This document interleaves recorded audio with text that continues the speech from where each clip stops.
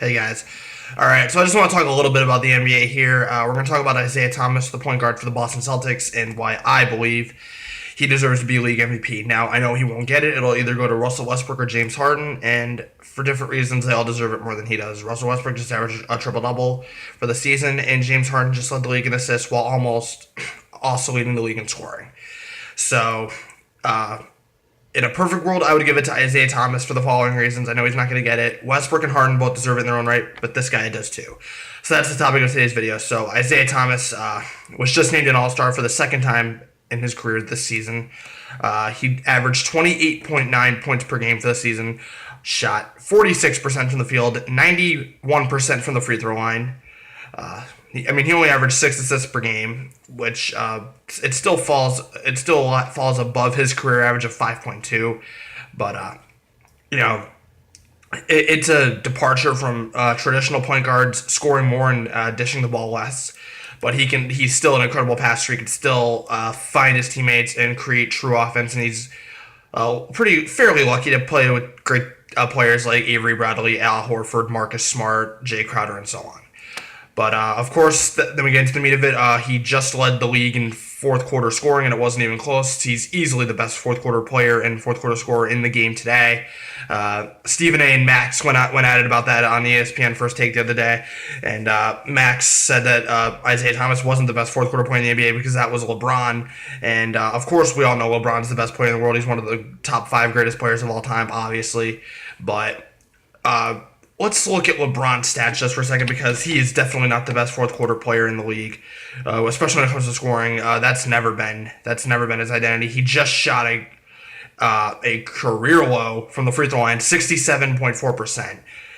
And this is only the second time in his career that it fell below 70%, and he's never gone higher than 78%. So he's not he's a mediocre free throw shooter. And yes, he's improved his jump shot a lot over the years, but And yeah, when the game's on the line, you can always count him to deliver. And, it's great that he has a great closer like Kyrie, and he's armed with shooters like Kevin Love and Kyle Korver and so on.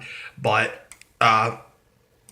in the fourth quarter, Isaiah Thomas is just on another level offensively. You cannot deny his ability to just shoot the ball, drive to the basket. And he's a little guy. He's only 5'90". He's a little shorter than me. I'm about 6 feet. So his ability to just drive to the basket, his ability to shoot with the best of them, he's obviously not yet as prolific as guys like Steph or Clay, but he just shot 38% from 3 this season. It ties with his rookie season for his second best season shooting the ball from outside. The best that he's ever shot the 3 ball was 39%, and that was during the season when he got traded from Phoenix midseason to Boston. So, and plus his rookie season, he only, and he did it in his rookie season, and he playing in fewer games. So by those standards, this was also his best season shooting the ball from outside. So again, yeah, he just averaged 28.9 points per game. That was good enough for third in the league, behind, of course, Westbrook and Harden. And it's only gotten better in the postseason. The man just lost his sister. God rest her soul.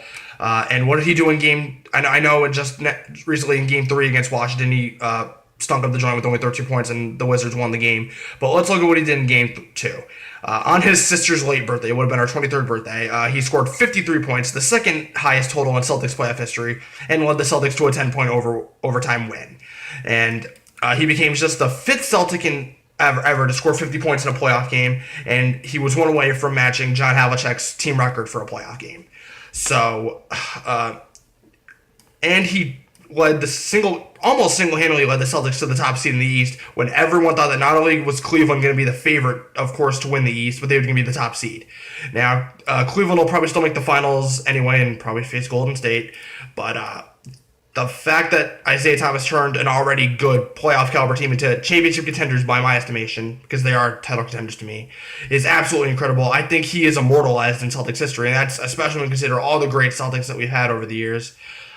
Isaiah Thomas just does it right. He's just such a great offensive player, high character, tremendous motor, very focused, and I would personally like him to win MVP. I know he's not going to get it, and for different reasons, Westbrook and Harden deserve it more than him, but I would like him to get it because he does deserve it in his own right. So that's all I just have to say about Isaiah Thomas. I hope you guys enjoyed the video. Smack the like button if you did. Leave a comment, subscribe. Take care.